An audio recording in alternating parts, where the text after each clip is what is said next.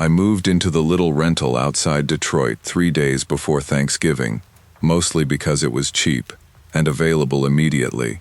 I was 29, recently separated, and tired of sleeping on my sister's couch while pretending I had a plan. The house was narrow and old, with beige siding, a furnace that clicked before it started, and windows that rattled whenever the wind came hard off the street. I worked billing at a medical supply company in Dearborn, usually 8:30 to 5, and I liked coming home to somewhere that was finally mine. The neighborhood felt safe in a boring way. Retired couples shoveled their sidewalks before sunrise. Somebody's porch always smelled like cigarette smoke. Most people waved without stopping to talk. Graham lived next door. He introduced himself while I was dragging a bookshelf through the front door. Late 40s, thinning brown hair, glasses, clean winter coat. Need a hand? I'm good, thanks. He nodded immediately. Sure, just thought I'd offer. That was Graham. Never pushy, never rude, almost overly careful about being polite. For the first couple weeks, I barely noticed him. Then the snow started. Whenever I came home, Graham seemed to be outside. If I arrived at 5:30, he was shoveling. If traffic kept me until 7, his house was dark. Once I left work sick and pulled into my driveway just after 4. As I shut off my engine, something made me look toward his house. Graham was standing at an upstairs window. He didn't wave. He looked directly at me and smiled, and something about that smile made me stay in my locked car longer than I needed to. I told myself I was being unfair. After my separation, my sister had accused me of expecting bad intentions from everybody. Maybe Graham worked from home. Maybe he liked watching the street. Maybe the smile had looked strange because we were 40 feet apart through 2 panes of winter glass. So I let it go. Then, during a heavy snowstorm the following Tuesday, I came home and found my porch completely dark. I always left the light on. It was one of those stupid little habits that became important only because I lived alone. Porch light on before work. Back door checked twice. Bedroom curtains closed before I changed clothes. I stood in the snow staring at the dead fixture, then used my phone flashlight to unlock the door. Inside, everything seemed normal. I flipped the porch switch twice. Nothing. The next morning, the light was working again. A few days later, I noticed my bedroom curtains were separated by maybe 3 inches. I knew I'd closed them. Then a kitchen chair was pulled away from the table. Then the bathroom cabinet was open. None of these things meant anything by themselves. That's what made me feel ridiculous. I'd stand there trying to reconstruct my morning. Did I leave that open? Did I move that chair? I started taking pictures before leaving for work. Curtains, kitchen, bathroom. That was when I realized I wasn't imagining it. The changes were small, but they were real. One night I stood in my hallway with my coat still on, staring at a kitchen chair that had moved nearly 2 feet. Through the wall, faint but unmistakable, I heard Graham's back door close. I didn't confront him. Part of me wanted to march next door and ask what the hell he was doing, but I had no proof he'd done anything. I also didn't want him knowing I was scared. Instead, I bought a $40 indoor camera from a big box store after work. It wasn't sophisticated. Motion detection, night vision, phone notifications. I placed it on a bookshelf facing the hallway where someone coming from the kitchen or back entrance would have to pass. For 6 nights, nothing happened. I actually started feeling embarrassed. Then, Thursday morning, I woke at 6:10 and saw a notification from 2:41 a.m. Motion detected. Still half asleep, I opened the clip. The hallway appeared in gray night vision, empty for several seconds. Then a shadow crossed the wall. Not a strange light, not my furnace turning on. A person. Someone moved from the direction of the back door, paused just outside my bedroom, then disappeared toward the kitchen. My hands went cold. I watched the clip 4 times before realizing the person had been inside while I was sleeping. The second recording came 90 seconds later. The figure returned the same way and left. I called the police from my bedroom with the door locked. 2 officers arrived while snow was still falling. They checked every window and both exterior doors.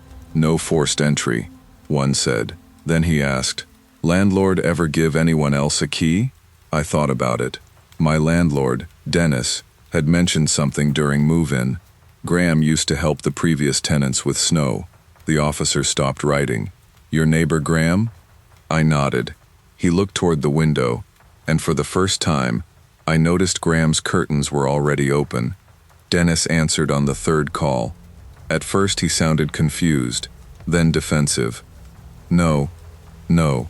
Graham shouldn't have a current key. Years ago I let him into the yard when tenants were away. That's it. Did he ever have access to the house? A long pause. Maybe an old spare, but I changed the locks. Maybe wasn't a word I wanted to hear. By afternoon, I was at my sister's house with 2 garbage bags of clothes and my laptop. I kept checking the camera, even though police had told me not to return alone.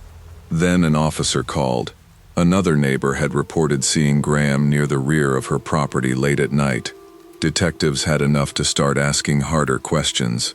Later, they searched his garage. What they found made the whole street feel different. Mail that wasn't his. Family photographs. Spare keys. Handwritten notes. A scarf. A child's baseball glove. Small things collected from different homes over years. Nothing of mine. For 10 seconds, I actually felt relieved.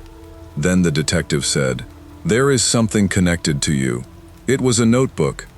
Pages of dates and times. Monday, left 7:52.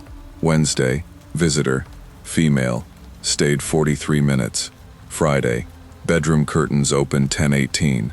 There were notes about my work schedule, grocery trips, when I took out trash, even which nights I slept with the television on. Then the detective showed me one sentence written beside the date I bought the camera. "She knows I'm watching now." I read it twice. My sister touched my arm. I couldn't feel her hand, because suddenly I understood that the camera hadn't started this. It had only told Graham that I had finally noticed. I moved out that weekend. My brother-in-law and 2 friends came with a rented truck, and nobody let me go inside alone. Every room felt contaminated somehow. Not dirty, familiar in the wrong way. I kept looking at ordinary things. The coffee mug beside my sink, the chair near the window, the hallway outside my bedroom, and wondering where Graham had stood. He was arrested on several charges connected to property access and stolen belongings, though the investigation took months. What police eventually explained disturbed me more than the idea of a copied key. Behind several houses on our block were old utility and basement structures dating back decades. Renovations had sealed most of them, but not all. Graham had discovered an access route through an unused basement opening that connected into a narrow service space between properties. He hadn't forced my back door. He hadn't needed to. And according to investigators, stealing wasn't really the point. He collected information, schedules, relationships, habits, private details, things that gave him the feeling of knowing people without being known himself. For months after moving, I checked every lock before bed, sometimes twice, sometimes 5 times. I covered my windows earlier than necessary. If I saw somebody sitting in a parked car too long, my stomach tightened. Most of that faded. One thing never completely did. Whenever I pass a house at night and notice someone standing behind a window, I still remember Graham's face that afternoon.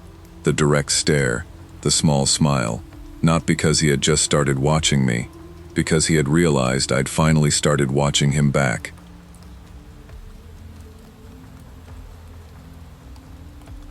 The first time I heard my own voice on Caleb's podcast, I wasn't wearing headphones at home. I was sitting 3 feet from him in a soundproofed garage, staring at a map of every place I went when I thought nobody was watching. 6 weeks earlier, he had just been the guy beside me at a bookstore in Portland. I'd gone alone to a true crime author event because my roommate had moved to Seattle, and I was still getting used to empty evenings. I edited promotional videos for a small outdoor company, mostly interviews and voiceovers, and I liked anything involving sound. Caleb was around 30, lean, clean-shaven, wearing a faded green jacket and carrying a notebook full of sticky tabs. He knew every case the author mentioned, but he wasn't obnoxious about it. Afterward, he asked what I did and said, "That explains why you kept flinching at the bad mic levels." I laughed because he was right. He told me about his podcast, Missing After Midnight, and admitted it only had a few thousand listeners. I need someone who can make it sound less like I record in a closet. We traded numbers. That night he sent me an episode and wrote, "No pressure. Tell me what sounds terrible." I listened in bed, smiling at how seriously he took it. I had no idea he was already studying me. For the first couple of weeks, working with Caleb was fun. He sent raw audio through a cloud folder. I cleaned up breaths and background hiss, and he paid me without making me chase him. We met at coffee shops, and once at a food cart pod near Hawthorne. He remembered small things, that I hated cinnamon in coffee, that I ran before work on Tuesdays, that our office lot flooded when it rained. I thought he was observant. That was his whole brand. Then I noticed the women. One episode covered a 23-year-old brunette who lived alone outside Eugene. Another was about a woman my age who disappeared after a late shift. Then came a runner last seen near a riverside trail. I joked, "You have a type." Caleb looked up. "A pattern." He explained that certain victim profiles repeated because routines made people predictable. That word stayed with me. After that, his questions felt different. What time did I run? Did my building have cameras? Was the garage gated? I started answering vaguely. He laughed when I called him creepy.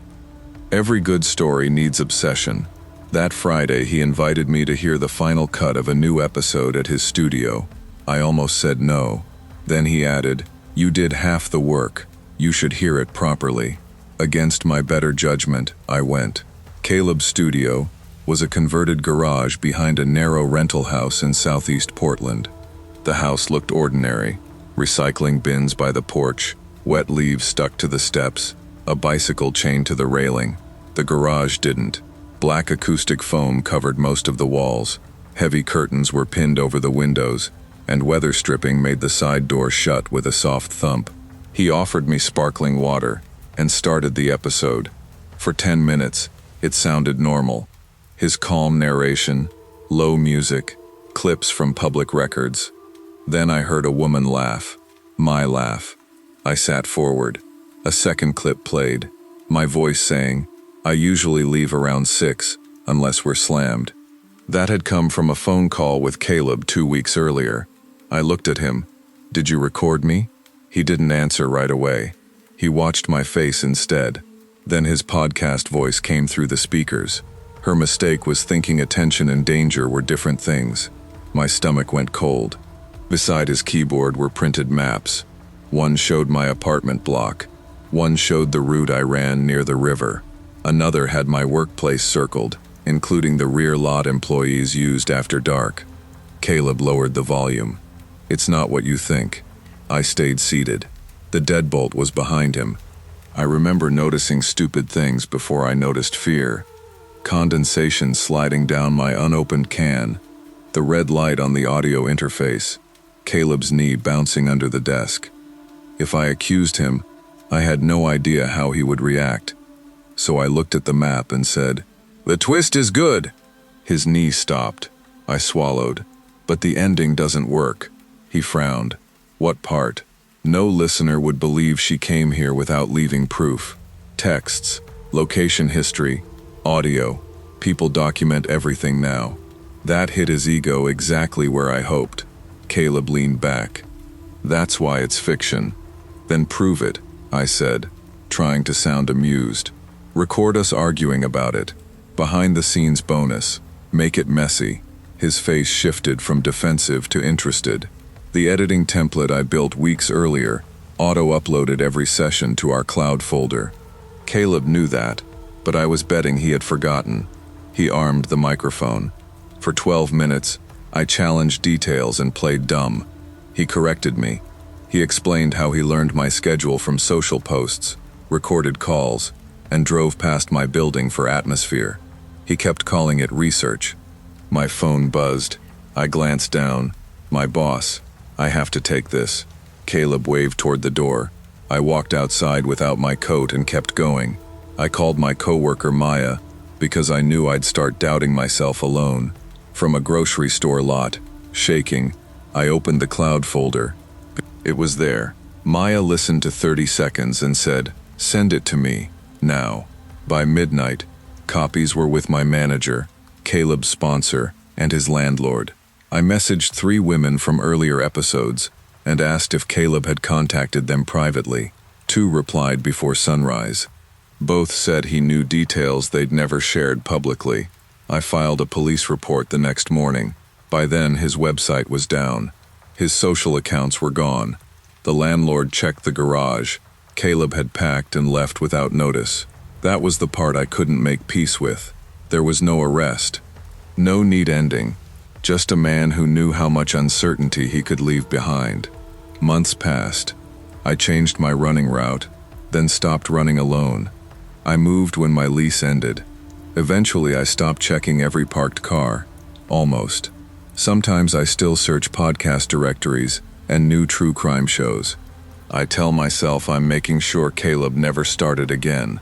But whenever a calm male voice begins telling a story about a missing woman, I feel the same pressure in my chest.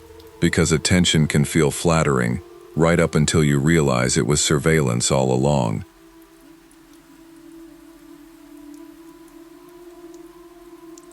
I started volunteering at the prison outside Halifax in January, mostly because my graduate advisor said community work would strengthen my application. I was 24, living alone in a basement apartment in Dartmouth, and still had that embarrassing confidence you get when your worst experiences have mostly been deadlines and bad relationships. Every Tuesday evening, I drove across wet, dark roads with a travel mug between my knees and parked beneath security lights that made the snow look blue. The literacy program met in a plain education room with bolted tables and shelves of donated paperbacks. Evelyn, the prison librarian, ran everything with quiet efficiency. She was tiny, silver-haired, and always smelled faintly of peppermint tea. Officer Mason usually escorted me from reception. "Stay where staff can see you," he told me my first night. And Pike, don't accept anything from him. Roland Pike sat near the back, mid-50s, thinning hair, reading glasses.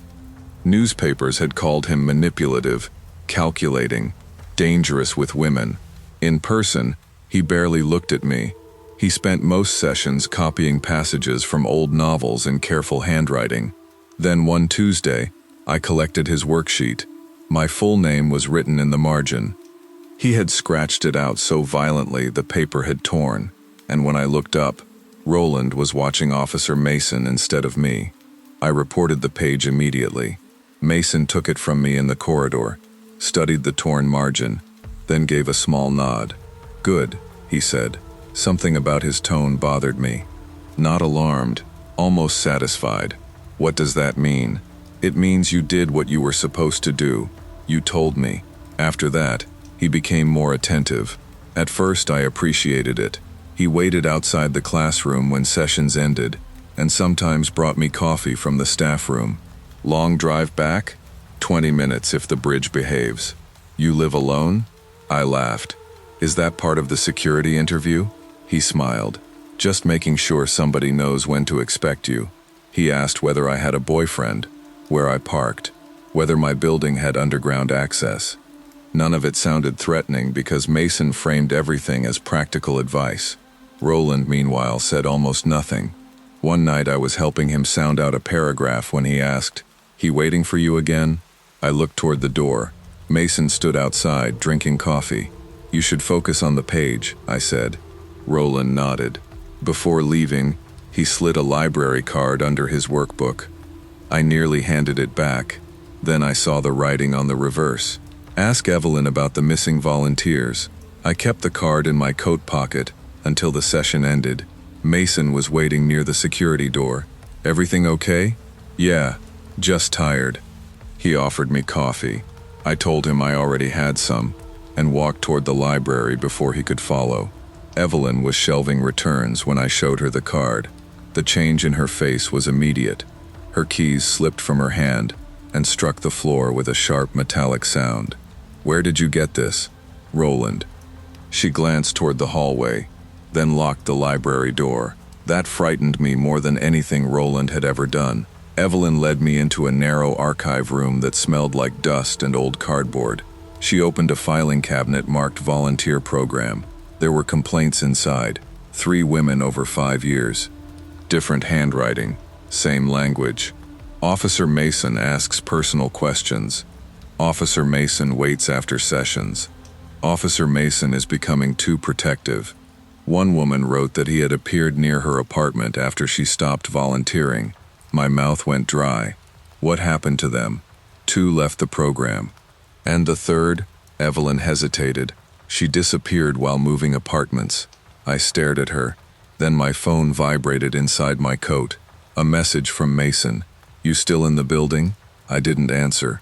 My hands had started trembling badly enough that Evelyn took the phone from me and set it face down on the desk. "There's no proof he hurt anybody," she said quietly. "Understand that. Complaints aren't proof. Then why hasn't someone investigated?" They did. Each thing by itself looked small. Coffee, questions, waiting outside, offering rides.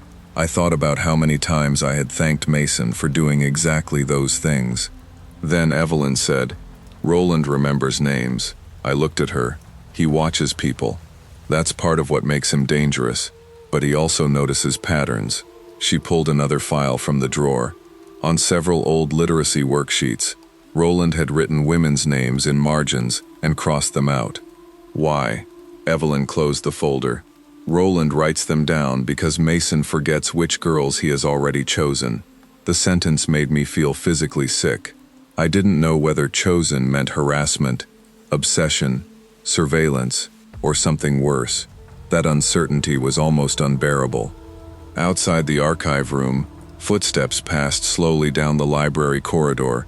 Keys jingled, then stopped. My phone vibrated again. This time Mason wrote, "I can drive you home if you're nervous." I had never told him I was nervous. Evelyn called a supervisor and stayed with me until another officer walked me to my car. Mason wasn't there. That should have made me feel better. It didn't. I drove home checking my mirrors so often I nearly missed my exit. When I reached my building, I sat inside the locked car and stared at every parked vehicle before running to the entrance.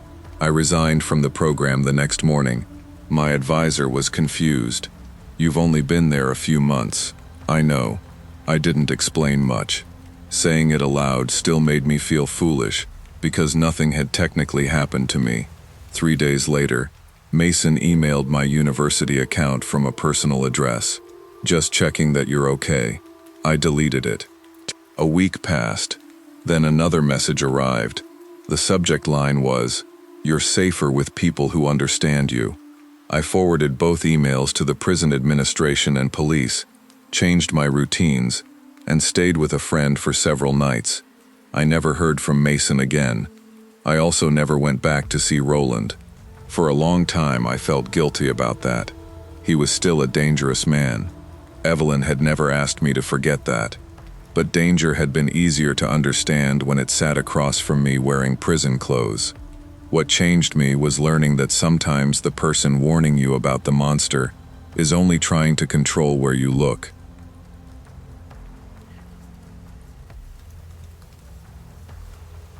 My name is Mark. I was 29, newly divorced, and working closing shifts at a Manhattan pharmacy near Lexington Avenue. The job was boring in a way I needed. Nina, our assistant manager, brought almonds in plastic bags and called her son every night at 9. Carla worked cosmetics and complained about her landlord. James, our pharmacy tech, hummed old rock songs while we counted drawers. I rented a narrow studio in Queens and usually got home after midnight, ate cereal over the sink, and fell asleep with the TV on. Diane started coming in that winter. She was maybe 50, neat, soft-spoken, and easy to like. She bought vitamins, shampoo, Cold medicine, nothing unusual. She remembered everyone's name, then our days off, who had kids, and who usually closed. We joked that she had a better memory than management. I stopped laughing the night she smiled at me over the register and asked why I had switched my Tuesday shift. I told myself Diane had probably overheard me talking to Nina. That explanation worked until Carla pulled me aside one Thursday and asked if Diane lived near 86th Street.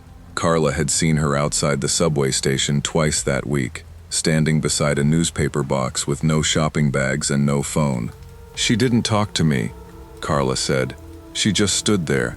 A few days later, James admitted he had noticed Diane near his apartment in Brooklyn. He laughed while saying it, but kept rubbing the back of his neck. Nina finally asked Diane about it at the register. Diane smiled like we were teasing her. "It's New York," she said. "Everybody runs into everybody." It sounded reasonable enough that Nina apologized. Carla still changed trains and started walking 6 extra blocks home. 3 nights later, she came into work pale and quiet. Diane had been standing beside a coffee cart on Carla's new route, already there when Carla arrived. After that, I started paying attention. Diane never followed anyone directly. She did something smarter. She arrived first. I noticed her near the bus stop I used after closing, then inside a diner across from the pharmacy, where she could see our entrance. She always had a reason to be there if anyone asked. Coffee, a prescription, waiting for somebody. One rainy Tuesday, I stayed late because James had miscounted a drawer. Around 11:40, I looked through the front glass and saw Diane sitting in a gray sedan across the street. The engine was off. I stepped behind a display and watched. She flipped down the visor and stared into the mirror. Then she smiled. The smile vanished. She frowned, widened her eyes like she was frightened, relaxed her face, then tried the smile again. She repeated the sequence several times. Finally, she threw her head back and began laughing. The next morning she walked in normally, set vitamins on the counter, and asked me how my mother was doing. I had never told Diane anything about my mother beyond saying once that my family lived upstate. That was when curiosity turned into fear. I wrote down every time she came in and asked Carla and James to do the same. Within 2 weeks, the pattern was obvious. Diane visited near shift changes and asked harmless questions that gave her useful answers. "Your wife picking you up? Does Nina still close Fridays? You take the train all the way to Queens." None of it sounded threatening alone. Together, it felt like someone quietly drawing a map of our lives. We brought the notes to our manager.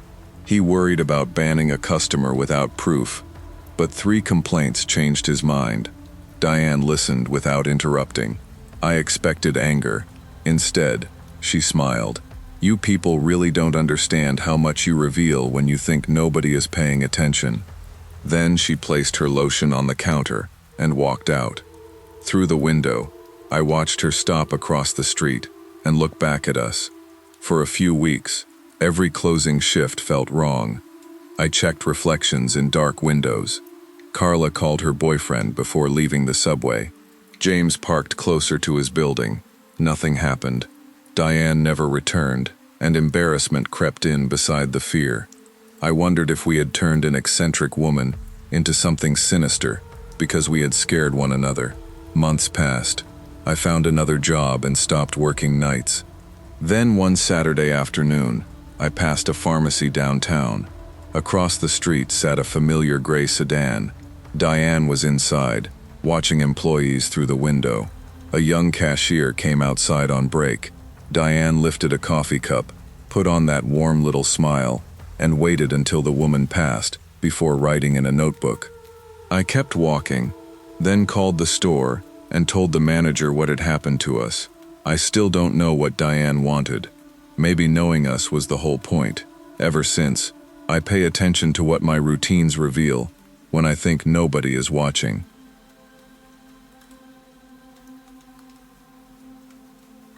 My name is Aaron, and I had moved into the little rental outside Columbus 6 months earlier, after separating from my fiancée. The house was nothing special. gray siding, a narrow kitchen, a backyard barely big enough for a grill, but it was quiet, and quiet was what I wanted. My sister lived 20 minutes away, and my mom called every Sunday morning whether I answered or not. Most evenings I came home from the dental office where I worked, changed into sweatpants, made something easy, and sat on the back steps with coffee. Warren lived next door.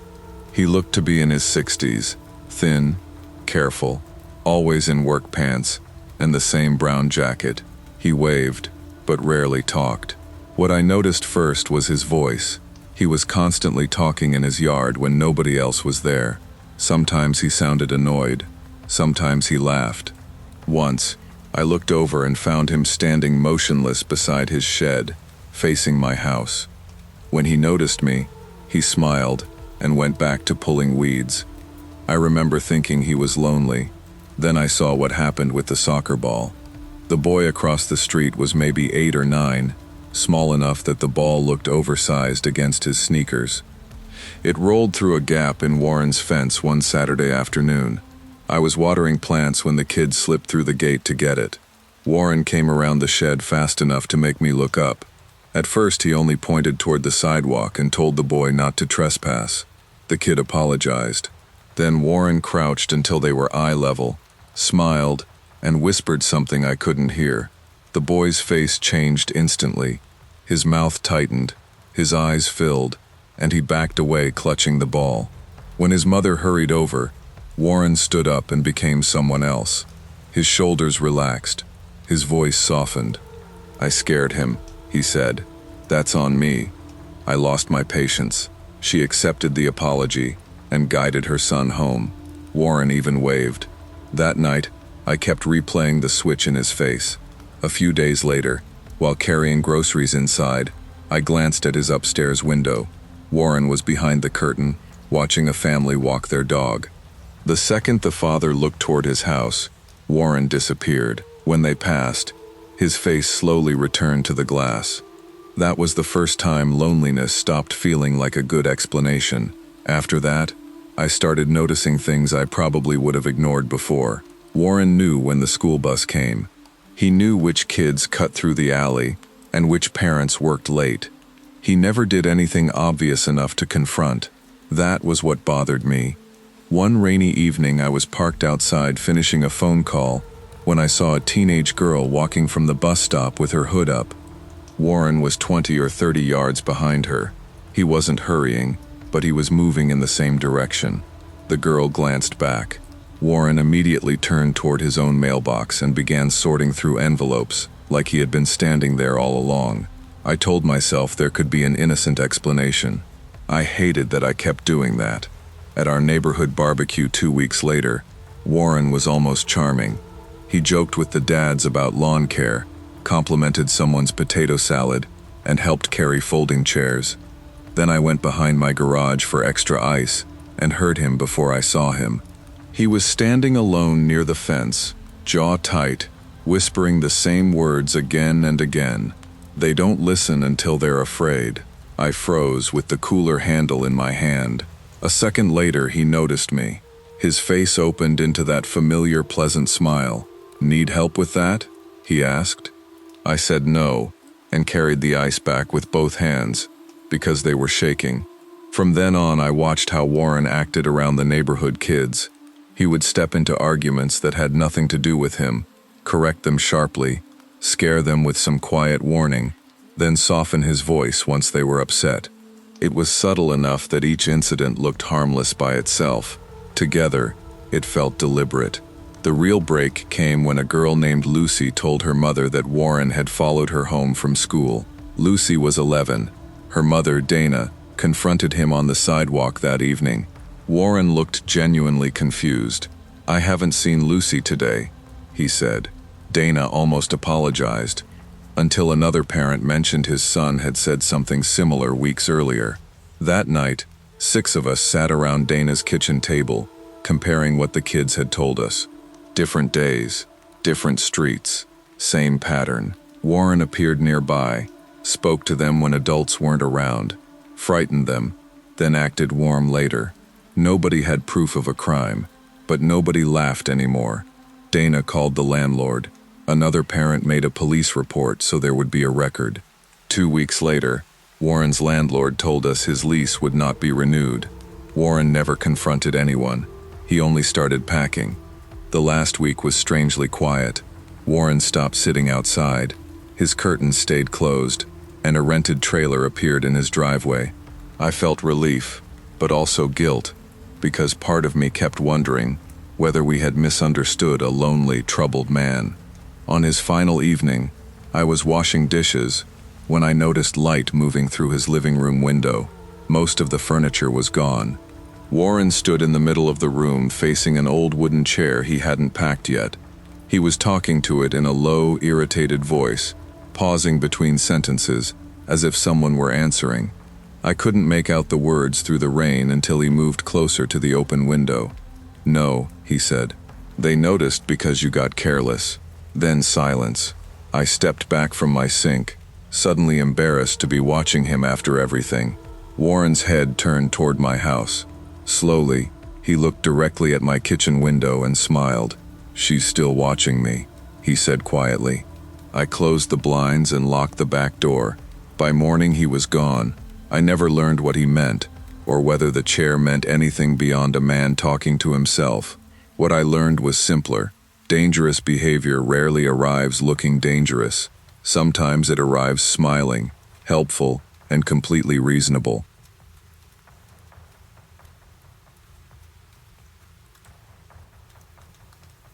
I signed up for the evening photography course because my life had started to feel painfully repetitive. I was 31, working in payroll for a property company near Holborn, taking the same train, eating the same supermarket dinners, and calling my mum every Sunday evening so she wouldn't worry that London had swallowed me whole. The class met twice a week in an old college building near Camden. There were 10 of us, mostly tired office workers trying to do something creative after work. Our teacher, Mr. Hales, was in his 40s, soft-spoken, clever, and patient in a way that made people relax around him. He remembered what cameras we used, what photographs we liked, even little things from casual conversations. At first, I liked that. He told me I had an eye for loneliness, which sounded flattering coming from him. Then one night, while looking over a photo I had taken of wet pavement, he said, "You get that same light on your street near Kentish Town." I looked at him. "How do you know where I live?" He smiled and said I must have mentioned it. I laughed, but walking home that night, I knew I hadn't. I tried to convince myself I had forgotten telling him. That was easier than admitting the comment bothered me. Mr. Hales remained completely normal. He corrected James's exposure settings, teased Priya about always photographing coffee cups, and brought biscuits when someone complained about missing dinner. With me, though, the attention slowly increased. He praised ordinary pictures, like they were exceptional. He remembered that I lived alone, that my sister was in Manchester, that I hated crowded trains. Once, he asked whether I still walked from the station instead of taking the bus. I gave him a vague answer and started leaving class with Priya. She thought I was overthinking it. "He's just observant," she said. Maybe she was right. Then a wet Thursday came when everyone rushed out early because the rain was getting worse. I stayed behind to finish developing a set of black and white prints. Mr. Hales was in his office and told me not to hurry. The building became strangely quiet after 9. I could hear water ticking against the high windows and the ventilation humming over the darkroom sinks. When I finally stepped into the classroom, he was waiting beside the door. Then I heard the lock click. I actually smiled when he locked it, because my brain wanted the moment to be ordinary. "Are we not supposed to leave that open?" I asked. Mr. Hales didn't answer immediately. He leaned against a desk and studied me with the same expression he used when critiquing photographs. "You have a lonely face," he said. I gave this little nervous laugh and reached for my coat. "That's encouraging." He didn't smile. Lonely people are easier to photograph honestly. They don't notice who's looking. Something cold moved through my stomach. I asked him to unlock the door. Instead, He walked to his desk, opened the bottom drawer, and removed a brown envelope. He spread several prints across the surface. Everyone showed me. Me leaving the college, me at the underground entrance, me carrying groceries, me standing beneath an awning while checking my phone. Different clothes, different nights. I could hear my pulse in my ears. I forced myself not to panic and asked, "Why did you take these?" While he started explaining something about candid photography, I slipped my hand inside my coat pocket, unlocked my phone by feel, and dialed emergency services. I left the call connected and kept my coat hanging over my arm, praying the operator could hear us. Mr. Hales spoke calmly, which somehow frightened me more than shouting would have. He said people performed when they knew they were being photographed. He said he wanted the person underneath. I nodded, as if I understood because I needed him talking. "So you followed me?" I asked. He corrected me immediately. Observed, "There's a difference." Then he stepped around the desk. I moved backward until my hip touched the darkroom counter. He told me not to make the situation ugly. My hands were shaking so badly I nearly dropped my coat. There was a plastic developing tray beside me, with used liquid waiting to be disposed of. When he came another step closer, I shoved the tray off the counter. It hit the floor between us with a splash and a crack. He jumped back instinctively. I ran. The classroom door had a thumb-turn lock on our side. I twisted it, yanked the door open, and sprinted into the corridor screaming for help. I hammered on doors until one finally opened. A cleaner stared at me, terrified. Behind me, I heard Mr. Hales saying my name. The cleaner pulled me into a staff room and locked the door while I stayed on the phone with police. Officers arrived within minutes. I remember sitting beneath fluorescent lights with my wet coat around my shoulders, staring at my shoes because looking at anyone felt impossible. Mr. Hales was taken aside, and later the police searched his office. They found folders containing photographs and notes about several female students, including women from earlier courses. The folders were labeled with descriptions like isolated, anxious, attention-seeking, and compliant. Mine said lives alone. That was the detail that finally made me cry. The college later described everything as a serious safeguarding matter. I understood the language, but it felt too clean for what had happened. I gave statements, left the course, and stopped taking photographs for months. Eventually, I started again, but never in the same careless way. I still love evening streets, reflections in rain, strangers under station lights. I just notice who is behind me now, and whenever someone remembers a detail I'm certain I never shared, I don't laugh it off anymore.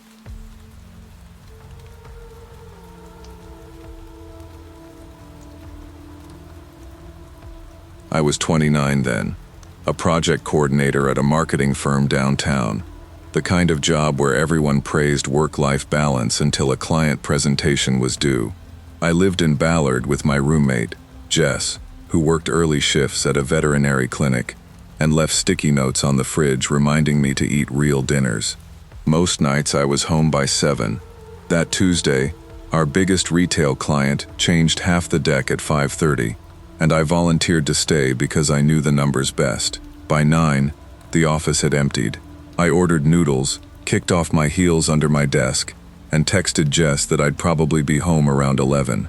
Outside, Seattle rain streaked the windows and turned the streets below into blurred ribbons of light. At 10:45, I heard footsteps behind me. Mark from analytics appeared carrying 2 coffees. I barely knew him beyond meetings and hallway small talk. "Figured you'd need one," he said. It seemed thoughtful, so I smiled and took it. Then he leaned against the desk beside mine and asked, almost casually, "Do you ever miss Santa Fe?" I hadn't talked about Santa Fe at work, not once. I had been to Santa Fe 4 years earlier with an ex-boyfriend. I posted a few pictures and deleted them after we broke up. When I stared at Mark, he smiled like he understood the question behind my silence. "You had that photo by the blue door," he said. "Great light." I told myself he must have scrolled through my profile years ago when we connected for an office campaign. Weird, Yes, dangerous. I wasn't ready to call it that. Mark was easy to underestimate. Mid-30s, soft-spoken, always in clean button-downs with the sleeves rolled exactly twice. He brought homemade lunches and remembered birthdays, but he kept talking as if we were old friends. He mentioned a band I liked in college, a restaurant I had checked into once, even a post I had liked years earlier. Each detail had an explanation. Together they made my shoulders tighten. I glanced at the clock and said I should finish up. Mark looked toward the elevators. No rush. They're acting up anyway. A second later, the Wi-Fi dropped. He laughed softly. Guess you're trapped with the most interesting person here. That was when the room stopped feeling like my office. I slid my phone beneath the edge of my desk and texted Jess. Still here. Guy from work being weird. Call me. The message stayed unsent. No service. I stood and reached for my coat. I'll take the stairs. Mark's expression barely changed. That door locks after hours. I knew that was wrong. Our safety training specifically said the stairwell stayed accessible from the office side. I looked toward the glowing exit sign and noticed his black laptop bag on the carpet directly in front of the stairwell door. I had not seen him put it there. My heart started pounding, but I still hesitated. I didn't want to accuse someone who might only be socially awkward. I didn't want to turn an uncomfortable conversation into a scene. Oh wait, I said, forcing a laugh. My charger's in the conference room. He straightened. I'll come with you. No, it's fine. For 1 second his smile disappeared. Then he said, You don't have to be nervous around me, Claire. I had never told him I was nervous. I walked toward the conference room without running. The second I got inside, I shut the glass door and locked it.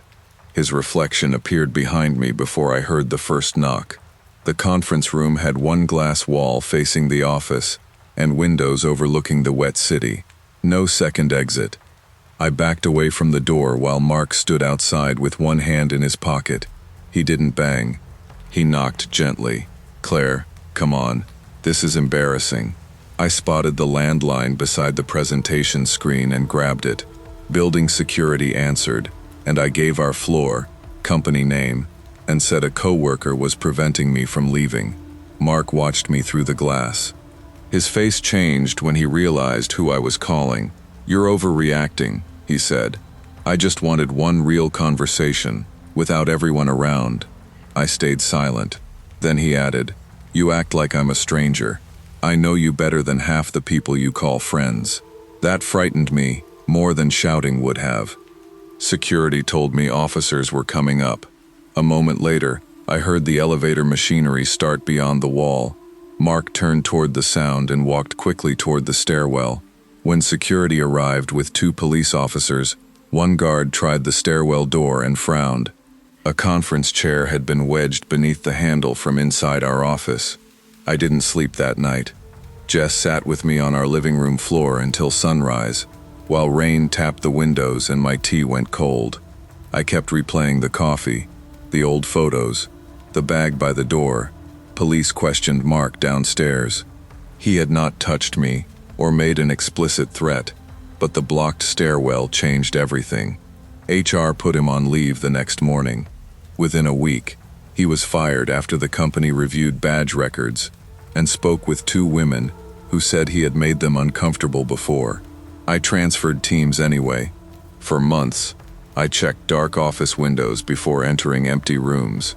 I stopped staying late alone, and every time an elevator hesitated between floors, my stomach tightened. Eventually, the fear became quieter. It never vanished. What happened to me wasn't dramatic enough for headlines. There was no chase, no weapon, no physical injury, just a blocked exit and a man who had confused surveillance with intimacy. That was enough to change me. I learned that danger does not always announce itself. Sometimes it remembers your old photographs, brings you coffee, and waits patiently for everyone else to leave.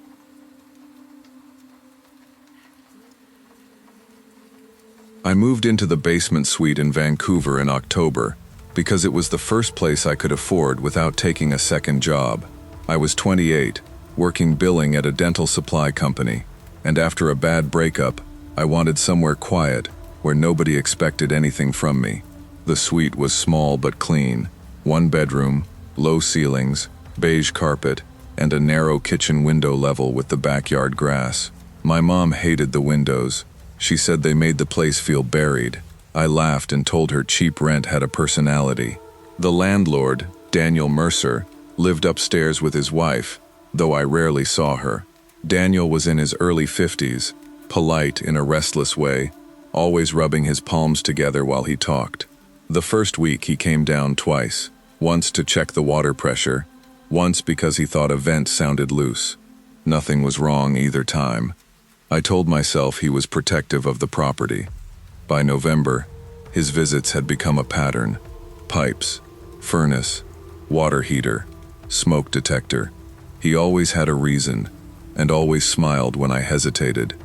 Then one evening he looked past me into my bedroom and said, "You moved the bed." I had moved it 3 days earlier, 6 inches away from the wall because the baseboard heater made the room too warm. Daniel had not been inside since then, at least, not while I was home. When I asked how he knew, he blinked and said he remembered seeing the headboard through the doorway during his last inspection. It was possible. That was what made every strange moment with him so easy to dismiss. There was an explanation waiting. I started locking the deadbolt even when I was home. My coworker Maya teased me for being paranoid, then stopped laughing when I told her Daniel had begun texting instead of emailing. "Need to check furnace tonight. Water pressure seems off upstairs." Once, at 9:40 p.m., he asked whether I was alone because he needed access to the utility closet. I replied that he could come the next afternoon. He wrote back, "No problem," with a thumbs up. For a week, nothing happened. I relaxed enough to feel embarrassed. Then, on a rainy Thursday, I came home and noticed muddy half-moon prints on the vinyl floor near my bedroom. My shoes were dry. Daniel claimed he had not entered. That night, I wedged a chair under the door handle before I went to sleep. The knocking woke me at 12:20 a.m. 3 hard taps, then Daniel's voice. "Hey, sorry. I think we may have a gas leak. I need to get in there." I sat up so fast my blanket slid to the floor. Rain whispered against the little window above my dresser. For a second, the word gas overrode everything else. I reached for the door before something stopped me. There was no smell. My carbon monoxide alarm showed a steady green light. No beeping, no headache, no dizziness, nothing. "Where's the leak?" I asked through the door. "Could be near your water heater. Open up and I'll check." His voice sounded impatient now. I searched the emergency number for the gas utility and called from my bed. The dispatcher asked for my address, checked their system, and told me there was no reported emergency or technician headed to the property. She advised me not to investigate a suspected leak myself and said she could send someone. I raised my voice so Daniel could hear. "The gas company is coming." Silence. Then he said, "This is my house. I don't need permission to enter." A second later, metal scraped inside my lock. He had a key. I shoved the dresser toward the door with both hands. One corner caught in the carpet, and I nearly fell, but I forced it across until the wood pressed against the handle.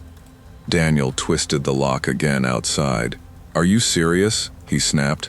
"Move that." I called 911 and whispered my address. The dispatcher kept me talking while I sat against the dresser, my knees knocking together. Daniel stopped trying the door, but I heard him moving upstairs. That was when I noticed the red light. It blinked once above my bed, so small I almost thought I imagined it. The smoke detector had been there since move-in. Daniel had tested it twice. I stood on the mattress and looked closer. Behind a vent slot was a dark glass circle no bigger than a pea. My stomach dropped. I told the dispatcher I thought there was a camera in my bedroom. Saying it aloud made the room feel contaminated. I looked toward the bathroom vent and remembered Daniel insisting on checking that one too. Police arrived minutes later. I heard boots on the stairs, then Daniel protesting upstairs. An officer entered my room, climbed onto the bed, and stared at the detector.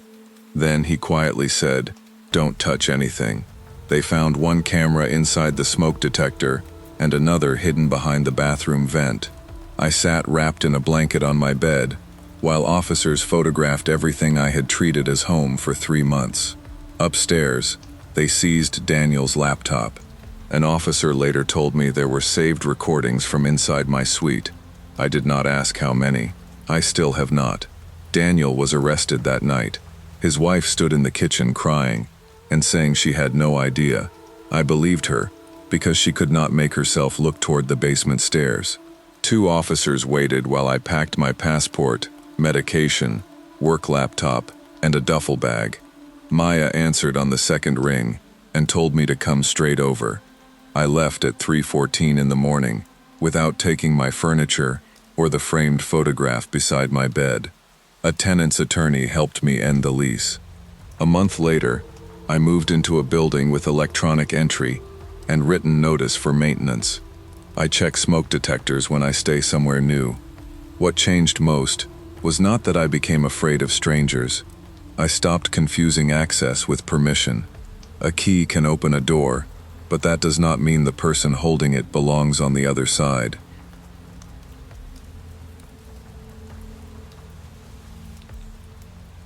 I had known Aaron since college in Calgary. We were never best friends, but we stayed in touch through birthdays, hockey nights, and a group chat that only woke up when someone suggested a trip. I was 31, working inventory for an electrical supplier, and living alone after a breakup that left me more tired than heartbroken. When Aaron invited me to his family cabin with 3 other guys from school, it sounded easy. 2 nights, cards, bad food, maybe too much coffee. My mom asked for the address because she always did. I sent her a screenshot of the route, joked that I was too old to be checked on, then drove north after work. I arrived just after 7. Snowmelt had softened the dirt road, and the air smelled like wet pine and smoke. Aaron came down the steps smiling. "Looks like it's just us," he said. Everyone bailed. My stomach tightened, but I forced a laugh and carried my bag inside that night. The cabin was ordinary enough to make me feel foolish for being uneasy. 2 bedrooms, a wood stove, faded plaid furniture, fishing photos on the walls. Aaron made coffee even though it was late, and talked about our old campus apartment, people we had not mentioned in years, professors we hated, and the night somebody broke a laundry room window with a hockey stick. He was relaxed, and after an hour I started telling myself I had misread the situation. Dinner was frozen burgers cooked in a skillet because the grill would not light. Aaron complained about work, about a manager who kept taking credit for everything, then laughed and changed the subject. He had always been intense when he felt ignored, but back then it seemed harmless. Around 10, I checked my phone. No signal. "Nothing out here," Aaron said. Kind of the point. I asked where the nearest store was. 20 minutes by car. The closest neighbor, he said, was a few minutes through the trees. Then he asked, "Your parents still track your phone?" I stared at him. "What? Find my friends or whatever?" I laughed awkwardly. "No." He nodded. "So nobody really knows exactly where you are." That was the first question I could not explain away. After that, the evening changed without anything obvious happening. Aaron kept talking, but I started hearing the pauses between his words. He asked whether my mom had the exact cabin address or just the highway route. He wanted to know if I had told anyone at work where I was spending the weekend. Every question came wrapped in some harmless explanation. "Just wondering in case something happens out here," he said. I told him my family knew where I was, which was partly true, and watched his face. He only smiled. By 11:30 I was exhausted. I decided I would sleep a few hours and leave early. My keys had been on the kitchen counter beside my wallet. When I reached for them, they were gone. I checked my coat, my bag, under the table. Aaron leaned against the counter. "Lose something?" "My keys. Maybe you dropped them outside." I remembered setting them down. I put on my boots and stepped into the cold. The yard was black except for the porch light. Behind the shed, something reflected faintly. My car was there. I had parked in front of the cabin. Now it sat half hidden behind the shed, with a gray tarp pulled over the windshield. For a few seconds I could not breathe.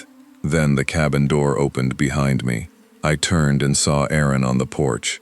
"What are you doing?" I asked. He glanced toward the car and laughed softly. I moved it. The ground up front gets soft overnight. There had been no reason not to tell me. I said I was tired and needed the bathroom. My voice sounded almost normal. Inside, I locked the bathroom door and checked my phone again. Still no signal. The room had one narrow window above the tub, maybe 18 inches high. Aaron knocked. "You okay?" "Yeah." A pause. "Don't make this weird." He said it lightly, almost amused, and that scared me more than shouting would have. I pushed the window up. Cold air poured in. I climbed onto the tub, squeezed through sideways, and dropped into wet mud hard enough to scrape my palm. Behind me, the bathroom handle rattled once. I ran. Branches slapped my face as I moved toward a yellow light I had noticed through the trees earlier. My lungs burned, and every few seconds, I thought I heard movement behind me. The light became a farmhouse porch. I hammered on the door until an older man opened it wearing slippers and holding a cordless phone. I could barely speak. "There's someone at the cabin. Please call the police." The couple, Dawn and Marlene, brought me inside and locked the door while Dawn called the RCMP. Marlene wrapped a blanket around my shoulders and kept asking if I was hurt. I remember staring at mud drying on their kitchen floor and apologizing because my brain had grabbed onto the smallest normal thing it could find. Officers arrived about half an hour later. I rode back with them. Aaron was still at the cabin. He acted confused, then irritated, insisting I had panicked over nothing. My keys were found in the pocket of his jacket hanging beside the stove. That alone made my knees weaken. The notebook came later. An officer asked whether I recognized several names inside. I knew 2 from college.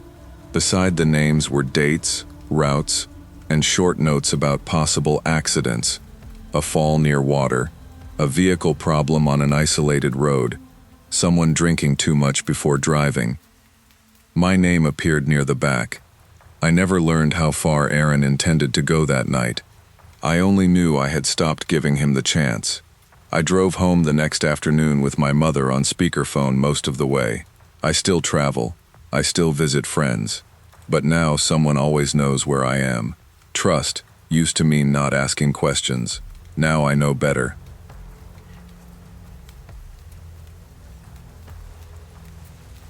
My nephew Caleb started spending weekends with me after my sister picked up Saturday shifts at St. Joseph's. I'm 34, single, and I work from home doing insurance claims, so becoming the Saturday uncle wasn't much of a sacrifice. Honestly, I liked it.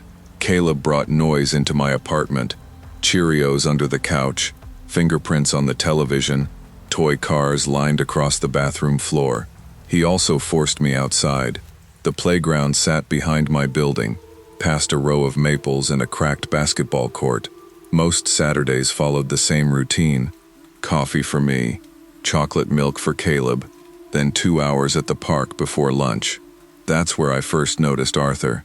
He looked around 60, thin gray hair, wire-frame glasses, tan windbreaker no matter the temperature. He always occupied the same green bench facing the swings.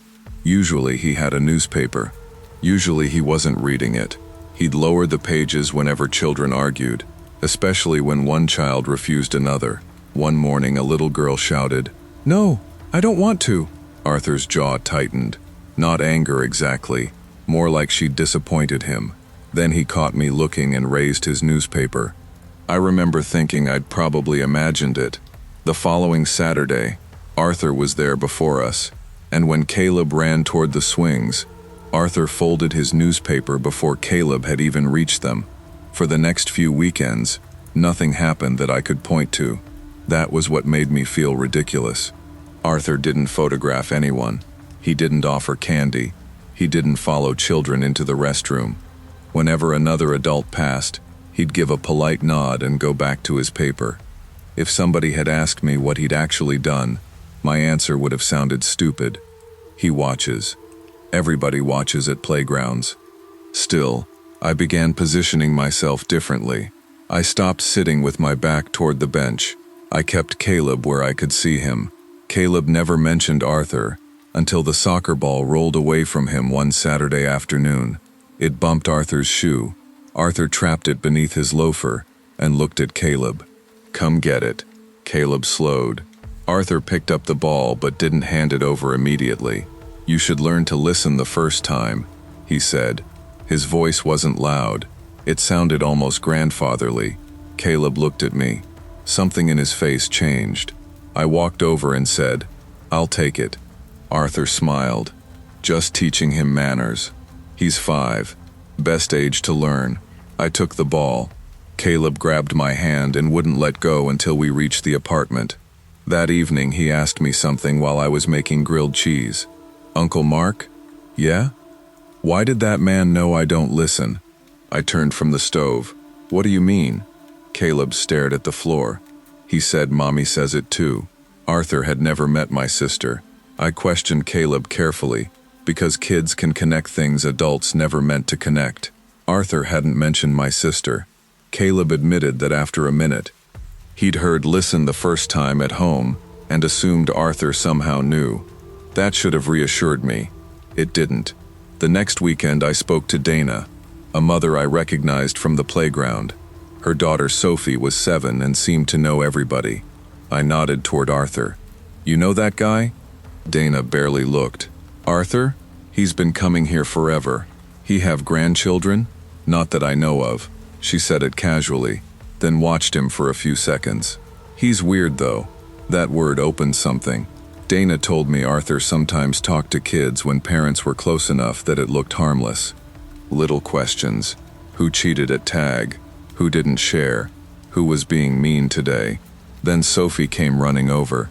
"We don't play behind the climbing wall anymore." Dana frowned. "Why?" Sophie shrugged. "That's where bad kid goes." "What bad kid?" She pointed toward Arthur. "He picks one." My stomach went cold. That afternoon I watched more carefully. A boy named Mason approached the climbing wall. 2 other kids immediately moved away from him. Mason looked confused. "What?" one whispered. "Arthur said you're bad today." Mason's face collapsed. Across the park, Arthur was pretending to read. But I could see his mouth moving. He was smiling. Later, after everyone left, I stayed near the basketball court while Caleb finished his juice. Arthur was still on the bench. The newspaper was gone. He was talking quietly to himself, first in a child's voice, then in an adult's. Then he said, very clearly, "No, that's not what happened. Try again." After that, parents started comparing stories. Nothing Arthur did sounded serious by itself, which seemed to be exactly how he'd gotten away with it. He'd tell one child, "I wouldn't trust him today." Another, "Good children know when somebody is lying." Another, "If your friend cared about you, she'd listen." Never threats, never touching, just little seeds.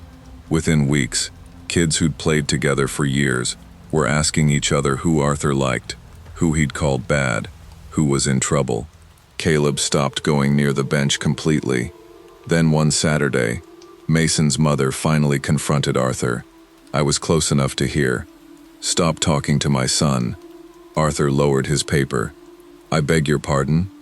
"You've been telling these kids things about each other. I'm teaching them consequences." "You're confusing them." His face changed. Not guilt, injury, like she'd insulted something decent in him. "Children need structure. You're a stranger. I've been coming here longer than you have. That doesn't make you family." Arthur stood. He wasn't physically imposing. That almost made it worse. He looked around at all of us. "I have never touched a child." Nobody answered. Arthur's voice became sharper. "Not once." And that was when I understood something. Nobody had accused him of touching anyone. He had brought it up himself. Arthur left 10 minutes later. Before walking away, he stopped beside Caleb. I stepped between them. Arthur looked past me at my nephew and said softly, "Ask him why he's afraid of me." Then he walked away. That night Caleb woke screaming, and when I reached his room, he was standing at the window, staring down toward the empty playground. Arthur stopped coming after the confrontation. At first, I thought that would fix everything. It didn't. For several weeks, the children still carried his rules around with them. Sophie refused to play with Mason because he had been bad twice. Caleb asked whether telling on somebody made you good. Another boy cried because nobody could remember whether Arthur had forgiven him. That disturbed me more than Arthur himself. He had left, but the fear remained. A shadow without anything supernatural behind it. Just memory. Parents started correcting it slowly. We stopped using Arthur's language. No good kids. No bad kids. Just good choices and bad choices. We made them talk directly to each other instead of reporting rumors. When arguments happened, we stayed nearby, but let them repair things. Months passed. The playground became ordinary again. One Saturday in spring, Caleb kicked a ball toward Arthur's old bench. He froze. I could see the old fear return before he looked at me. "It's okay," I said. He walked over by himself. The bench was empty. Caleb picked up the ball, stared at the worn wooden slats, then came running back. I felt relief, but not victory. Arthur had taught me something I wish I hadn't needed to learn. I used to think dangerous people announce themselves through violence. Sometimes they don't. Sometimes they study insecurity. Sometimes they learn which sentence makes a child doubt a friend, which look makes them question themselves, which tiny fear can be planted without leaving evidence. Arthur never attacked anyone at that playground. He never needed to. For a while, he discovered something that frightened me far more. He discovered how little pressure it takes to make people afraid of each other, and how long that fear can remain after the person who planted it is gone. My sister Claire had always been the steady one in our family. I was the one who forgot birthdays and changed jobs too often. Claire remembered our mother's prescriptions, sent Christmas cards before December, and kept a little notebook in her purse where she wrote everything down. So when she broke down at 38, none of us understood it. It happened slowly after her divorce. First she stopped sleeping, then she started calling me at 2 in the morning because she was convinced she had sent the wrong email at work and would be fired. By March, she was barely eating. One morning her neighbor found her sitting in the hallway of her apartment in Laval, wearing one shoe, unable to explain where she was going. The psychiatric facility was 40 minutes outside Montreal, surrounded by pine trees and expensive homes. From the parking lot it looked more like a private resort than a hospital. Glass walls, warm lamps, a stone path around a frozen pond. Claire hated it. During my visits, she usually spoke quietly and apologized for everything. "I'm making this difficult for you. You're sick," I told her. "You're not doing anything to me." That afternoon she kept looking past my shoulder. A man in pale blue scrubs was stacking plastic cups near the nurse's station. "That's Martin," she whispered. I glanced over. He looked ordinary, mid-40s maybe, clean-shaven, calm face. "What about him?" Claire lowered her voice. "He studies us." I felt my stomach tighten, but I kept my expression neutral. "Studies you how?" She stared at him. "He watches who gets visitors." Then Martin looked directly at us and smiled. I asked one of the nurses about Martin before I left. Her name was Isabel. She had kind eyes and the exhausted posture of somebody 12 hours into a shift. When I mentioned Claire's concern, she gave me the careful smile medical people use when they're trying not to embarrass a family member. "Your sister is very hypervigilant right now. I understand that. She notices patterns that may feel threatening. Is Martin okay with patients?" Isabel hesitated just long enough for me to notice. "He's worked here for years." That wasn't what I asked, but I let it go. I had booked a room at a roadside motel because visiting hours ended at 8, and driving back to Ottawa through freezing rain made no sense. The room smelled faintly of bleach and old carpet. The heater rattled every few minutes, like something trapped inside it. Before I left the hospital, Claire hugged me longer than usual. "Please don't go tonight. I'm 10 minutes away." "No, I mean don't leave me here." Her voice cracked. I looked toward the desk. Martin was helping an older patient button a cardigan. He was gentle, almost fatherly. "Claire, you're safe." She pulled back. "No, you don't understand. He knows who has people." "What does that mean?" "People like me, you come. Mom calls. You ask questions." She swallowed. "Some people, nobody comes." Then she slipped something into my palm, a folded paper napkin. 3 names were written on it in her shaky handwriting. "Look them up," she said. That night, sitting on the motel bed with my laptop open, I searched the first name. The obituary appeared before I finished typing. The first man, Daniel Beaulieu, had died by suicide 6 months after leaving the facility. The second name belonged to a woman named Renee Harcourt. I found a memorial post written by her sister. Different city, same ending. 4 months after discharge, I told myself that psychiatric hospitals treated suicidal people. Of course, former patients sometimes died. It was tragic, but it wasn't proof of anything. Then I searched the third name, Evan Marois. No obituary. His Facebook page simply stopped. The last public post was 18 months old, a photograph of a dog sleeping beside a radiator. Before that, there were dozens of posts. Hockey complaints, bad jokes, birthday messages, then nothing. I barely slept. At breakfast, I called Claire. No answer. I called the unit and was told she was in morning group. When I returned that evening, Martin was sitting behind the desk. He looked up immediately. "Claire's brother." Not a question. I forced a smile. "That obvious. She talks about you." His tone was friendly. I signed the visitor sheet. Martin watched my pen move. "She creates stories when she feels powerless," he said. I stopped writing. "What kind of stories?" His smile stayed exactly the same. "Stories where people are watching her, targeting her. It helps her feel important." Something about the sentence bothered me. Not what he said, how smoothly he said it, like he'd said it before. Claire was waiting in the lounge. She looked exhausted. When Martin walked past the doorway, she stopped speaking completely. Later, in the parking lot, I sat in my car and searched Daniel Beaulieu's family. His mother had a Facebook account. I stared at the message box for 5 minutes before typing.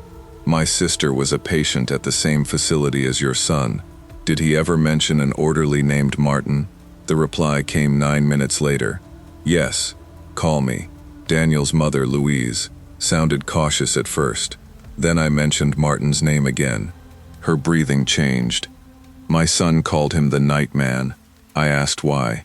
"He volunteered for late rounds, sat with patients when nurses were busy. Daniel thought he was helping at first." "What changed?" Louise went quiet. "He started asking things." "What things?" "Who would notice if Daniel left? Whether I checked on him every day, whether his father still spoke to him." I gripped the phone harder. Louise said Daniel had complained twice, but his chart described the concerns as persecutory thinking. That phrase stayed with me. Persecutory thinking. A medical explanation that could also erase a warning. Louise connected me with Renee's sister. Her story was different in details, but identical in shape. Martin had been unusually attentive. Private conversations, questions about family, questions about who visited. Neither family had proof of abuse, only notes, memories, and dead relatives. I expected anger. What I felt was guilt. Claire had told me plainly, and I had treated her fear like another symptom. The next day, I contacted a Montreal journalist whose name appeared in an article about patient mistreatment at private facilities. I expected no response. She called that afternoon. Her name was Nadia. She listened without interrupting. Then she asked me something I hadn't considered.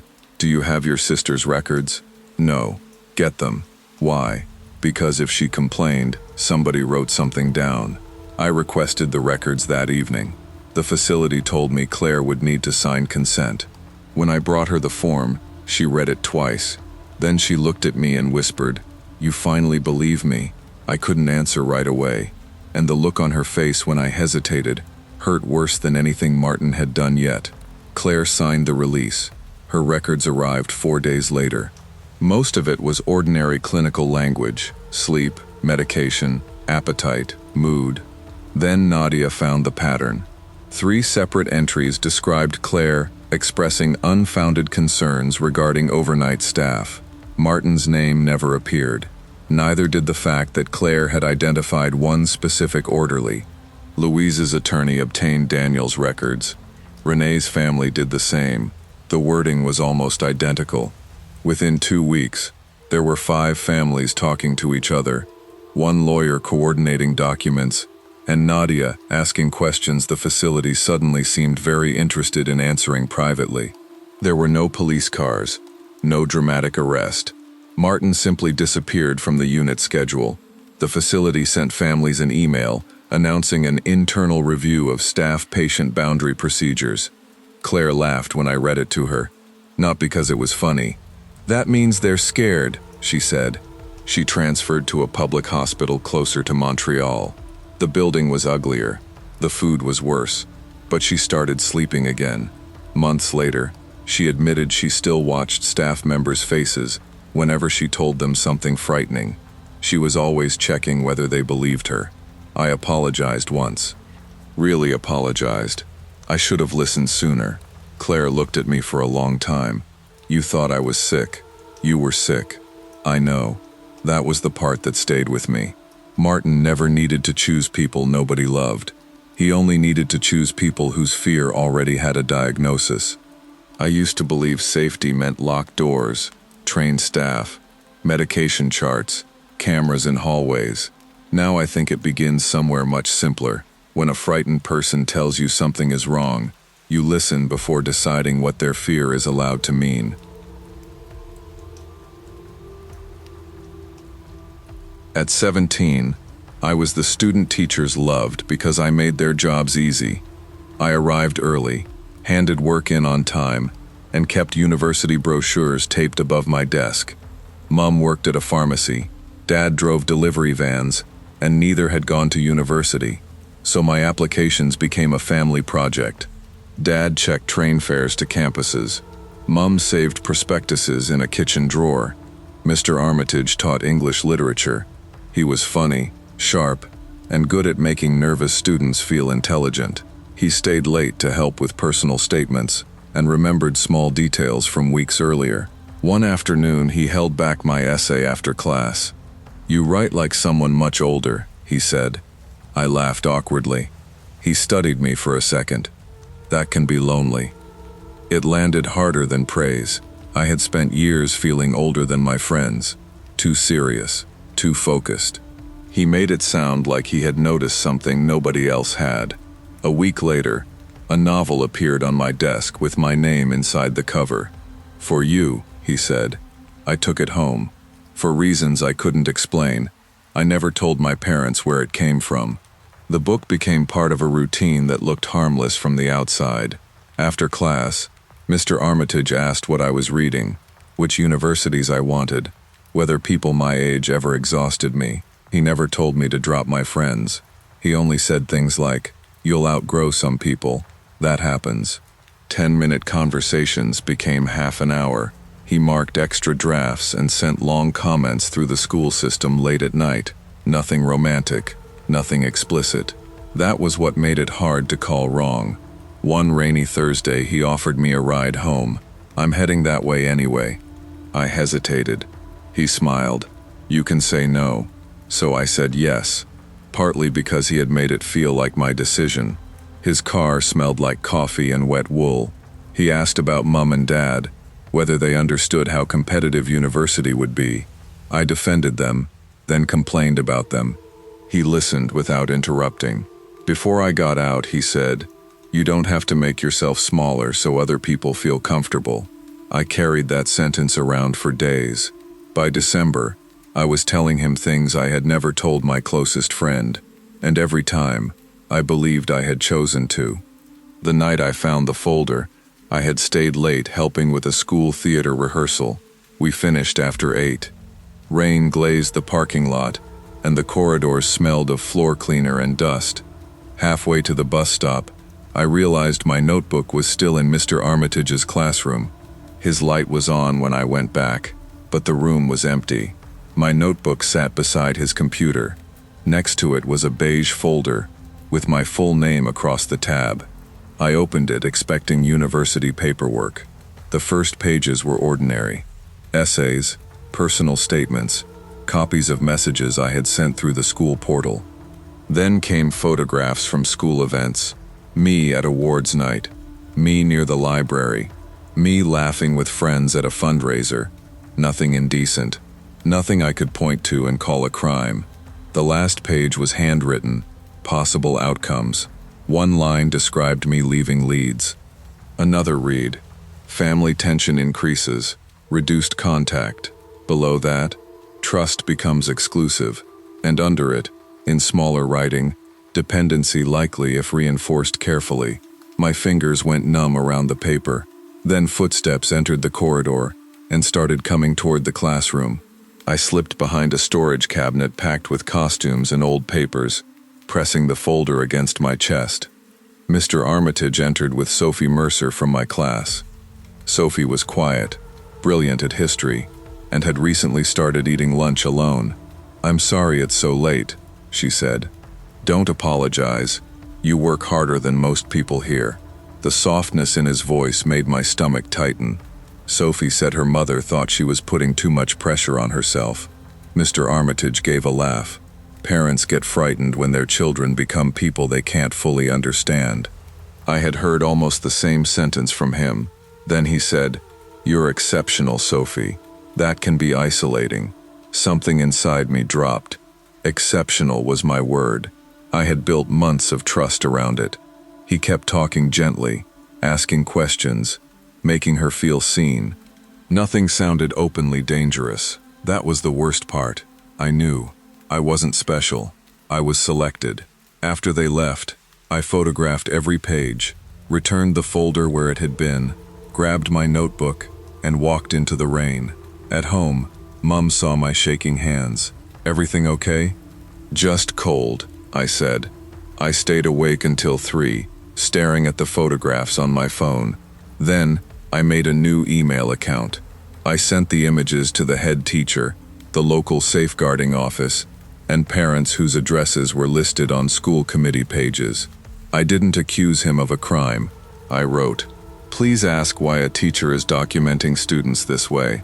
By Monday, Mr. Armitage was absent. A deputy head called it a temporary staffing change. Students whispered different versions all day. Suspension, illness, complaint. Nobody knew. A week later, we were told he had resigned because of stress. I never learned what investigators proved. The folder didn't show an assault. It showed something quieter: patience, boundary testing, and a plan for making a teenager dependent on him. Years later, I searched his name online. I found a tutoring profile in another town. Slightly different name. Same face. I stared until my screen dimmed. What scares me now isn't that he fooled me. I was 17. It's how ordinary he looked while doing it. People like him don't always need locked doors. Sometimes they only need a quiet room and a young person who desperately wants to feel understood.